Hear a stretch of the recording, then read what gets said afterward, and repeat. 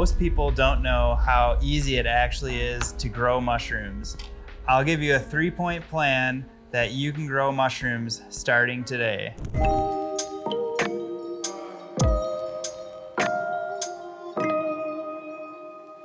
What's up, mushroom fam? It's Gary with Fresh from the Farm Fungi. I'm here at my mushroom farm in Sedalia, Colorado. I've been growing mushrooms now for almost a decade, and I've seen a lot of farms come and go in that period of time. I would say that the most common issue for people starting their farm is going to be contamination and failure at every step of the way. When you're starting your mushroom farm, just check your expectations, build in failure percentages in your business model, and start small with a high margin of failure in mind, so that when you scale, you're not going to scale your problems. If you want a complete in-depth guide, I would recommend checking out my ebook, Growing Gourmet Mushrooms for Market. There's a whole breakdown of all my procedures and processes and links to videos, but I'll talk about that later.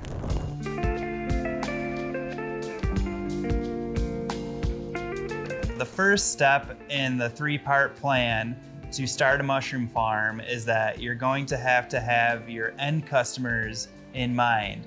So you're going to need to secure customers or clients that you'll be selling your mushrooms to, because they have such a short shelf life, and you need kind of a ballpark of how many mushrooms that you're gonna wanna start growing. There's a couple different routes you can go as far as choosing your customers, or I guess creating the scale of your mushroom farm. So me personally, I started with a craft micro grow. I believe that there's pros and cons to this sort of mushroom farm as compared to a large commercial mushroom farm. The biggest benefit of having a micro grow is that you're going to be able to control your product really quickly. And for my farm, for instance, we're a seasonal mushroom farm, so I can constantly change out what mushrooms grow during the season here in Colorado, as compared to a large scale mushroom farm where maybe you want to just grow one particular mushroom really well. So the variety of a craft mushroom grow helps at the farmers markets. It helps with creating relationships with chefs. Maybe their menus change often, so you'll be able to have more control over your end product. At a smaller scale, you're not going to risk as much failure like I talked about earlier, and you'll be able to kind of adapt to your own special niche. Trying to find customers in this world can be kind of difficult at first, so I would recommend doing your market research. For me, when I first started out, I went to the farmers markets in my area and I kind of looked at what mushrooms were being offered. Now that gave me an idea of what mushrooms might be popular or what mushrooms kind of weren't existing in the marketplace yet. So you can start off at a farmer's market. You can start off going to different chefs. So here in Colorado, people are very health conscious. There's a very large vegetarian or vegan market that is kind of demanding mushrooms all the time, and finding the right chefs and creating relationships with the right chef is a lot easier when you're growing your own mushrooms and you're developing that direct relationship with the chef. I find it very rewarding when I go to the farmer's market and I see the same customers over and over again. I think that there's a lot of benefits to having a deep relationship with your customer. You'll be able to develop better communication. You'll have a better long-standing relationship where you'll be able to kind of create a plan with those customers, or maybe they're wanting to try a new mushroom that isn't available anywhere else, and then you can kind of try to grow that yourself. So having a more personal relationship is going to help you solidify those customers in the long term, because you're not just going to be a product on the shelf, and it's actually a personalized form of business, which is pretty unique in today's world. Starting off with a mushroom farm as opposed to scaling up to a large commercial size, I think that there's a lot of risk involved if you're growing a lot of mushrooms too early. So the short shelf life of the mushrooms is going to be hard to distribute a large quantity unless you have your customers in place already. So creating like a more natural growth is going to be important for the long-term success of your farm. Some of the larger scale mushroom farms, they tend to lean more towards button mushrooms because they have a bigger shelf life, whereas some of the more crafty mushrooms that have more flavor and they're more exotic are gonna have a shorter shelf life, so you wanna have a better relationship with your clients. And then as far as profit margins go, when you're dealing directly to your consumer, there's no middleman, so you don't have to worry about distributors, you don't have to worry about some of the waste that's involved with distributing your mushrooms to like a grocery store, for instance, or some of the larger food distributors that deal with restaurants. So you definitely get more margin when you're going direct to consumer. I think that when you do your own craft farm, you have a lot of freedom because you can grow from spore till fruit. So you can create specialty strains that only your farm grows, and that is gonna play, a big role in the marketplace.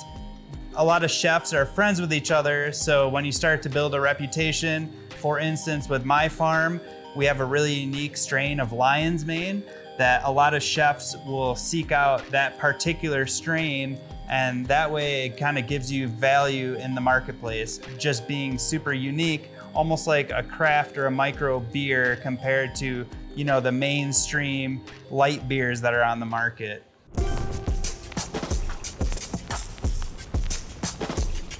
Now that you've figured out your customers and the scale of your farm, you're going to need to figure out what materials you need.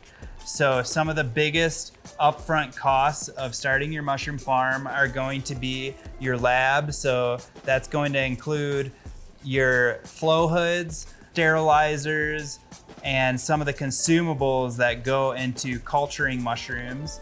And then also you're going to need consumables for the production side of things. So that's going to include mushroom bags, substrates, cleaning equipment, or different cleaning materials. So after the lab, you're going to need to source your substrate.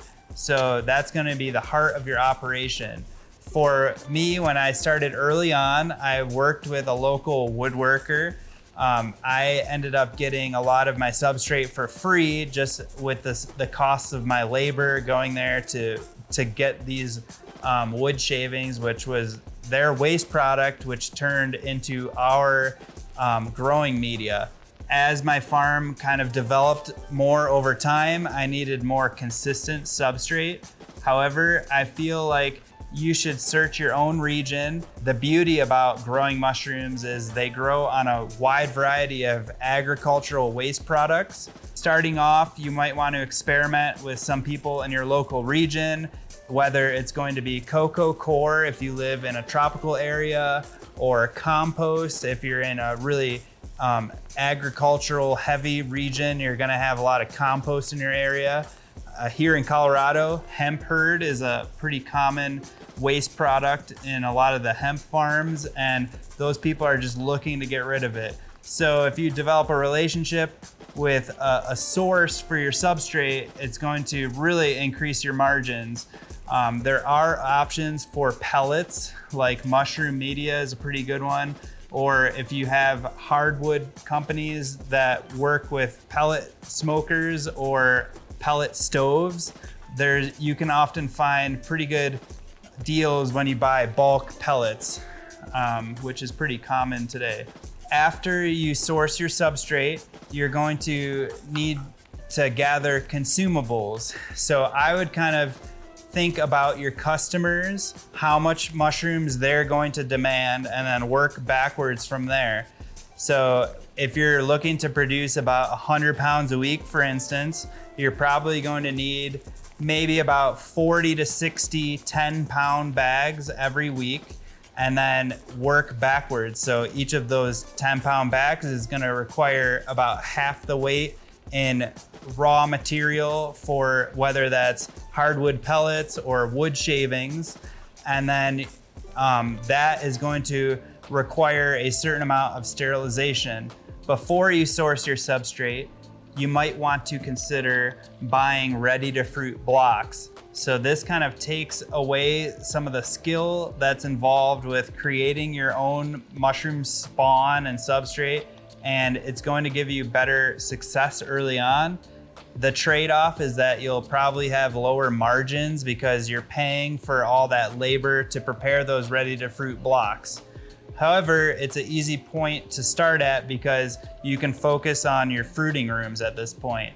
So the materials that you'll need to fruit your mushrooms are going to be your grow tents, your shelving, your humidifier and sensors, different lights and timers, packaging, so post-harvest bags, boxes, coolers, storage, all the things that you'll need to bring your mushrooms to market. So whether you're going to the farmer's market and you're selling in like little half-pound boxes, or you're selling more bulk product to restaurants, these are kind of things that you're going to have on hand in order to distribute your mushrooms. So one of the most important materials in your mushroom farm is going to be genetics. So you can have the best, highest tech grow operation, but if you don't have the proper genetics that are going to produce a profit, then your farm isn't gonna succeed. Some of the most important factors when you're looking for high quality genetics are going to be yield, the time until first flush. So that means that the time from when you inoculate your bags till when you actually get a mushroom. Also, resistance to contamination, resistance to changes in the environment, especially if you're here in Colorado and there's a lot of seasonal variation in temperature and humidity. You're gonna wanna find strains that are resistant to that. So I talk about that in my ebook. If you wanna look more into what I select for with my mushroom strains. Now that you have all your materials in line and your customers in line, you're going to want to organize your space. So your space needs to be clean, accessible. It has to have electricity, water, and preferably climate control. When I designed my mushroom farm, I had the work processes in mind so that you're always working from your cleanest section, which would be the lab, to the dirtiest section, which would be the fruiting area or the harvesting area. When you're growing mushrooms, you want to make sure that you don't contaminate your cultures with dirty spores or contaminated mushrooms after they're picked and stored. So working from clean to dirty is incredibly important. Your farm can be broken down into 3 different spaces. The first space is going to be the lab space. So that's going to be where you purify your cultures, where you expand your cultures, and where you make your inoculations. This is going to be the most clean area. You can mitigate any risk by using flow hoods, by having the proper airflow, and by using the proper aseptic technique. The next space in your mushroom farm is going to be the storage space and the workspace. So for me on my farm, it's about 30% of our building, and that includes all the materials that we need, incubation. So after you inoculate your spawn, it has to have an area to sit before it goes into fruiting. And this is where the mushroom is growing in vitro. You can gauge the health of the mushroom, and it's a check stop before you put your mushroom into the third space, which is the fruiting space. The larger your mushroom farm is at scale, the more fruiting space you're going to need. My preference for fruiting space is to divide it into smaller sections. So here on my farm, I have 4 tents that I rotate weekly. And that way, if you do have any problems, it's kind of compartmentalized and it doesn't affect your whole entire grow at once. So early on, I made the mistake of having a larger fruiting area. And what happens is, if there's any type of contamination or even just a slower fruiting mushroom, it kind of holds up your production because you can't get in there and clean and do the work you have to do. So when you're thinking of your fruiting space, I recommend dividing it out, and that's kind of like a built-in safety for if you have any problems. Environmental factors that you're gonna wanna consider in your fruiting space is the humidity. So mushrooms require really high humidity without many fluctuations. So I can talk about that in a later video, but we use our home-built humidifier, and it maintains humidity between 85 to 99%. And having control of that humidity is also very important for the end product, because you don't want your mushrooms to get too soggy, or you don't want them to dry out when they're starting to pin. The second variable in your fruiting space is going to be temperature. So you're going to want to be able to control the temperature between about 50 degrees up to maybe 75 degrees. That's a very big variation. But if you're growing a larger variety of mushrooms, you're going to want to have more control over the variance for temperature. So sometimes mushroom farms will use shipping containers or refrigerated box cars. I've seen people use those. Just check with your local municipality, because here in Sedalia, they don't actually allow us to use a temporary structure just because of the laws, but they are really good workarounds for controlling your humidity and temperature. The factor in your grow space or in your mushroom fruiting tent will be the lighting. So lighting is less important. You want to be able to, see the mushrooms that you're picking, but they're not as sensitive as plants are to light. The fourth factor, which is critical in mushroom farming, is the airflow. So fresh air exchange is going to determine the quality of your mushrooms. So the size of your fruiting area is going to place a limit on how many mushrooms that you can produce in that volume. And the only way to produce more mushrooms in a given volume is to exhaust that air and get rid of the CO2 and increase the oxygen. So mushrooms exhale CO2 just like humans, and they inhale oxygen. When you have too much CO2 built up, you're not gonna get good yields and you're not gonna get quality of mushrooms. You don't wanna stuff too many mushrooms in a small area, and the larger your grow room is, the more stable that environment will be. So in conclusion, you can start your own mushroom farm very easily today. Just make sure that you have your customers in mind. So find your customers, who you're gonna sell your mushrooms to. Make sure that you have all the materials that you need before you start up your farm, just because it's a very fast process and you're gonna need to distribute those mushrooms pretty quickly. And then also, you're gonna have to have your space in mind. So working backwards from your customers to your materials to the amount of space you're going to need. Those are very easy steps. And if you're interested in learning more, check out our ebook, Growing Gourmet Mushrooms for Market. This breaks it down much more detailed than what I just covered in this video. Just know that you're gonna have to check your expectations, be prepared to fail often and small, and scale your farm as you start to gain success.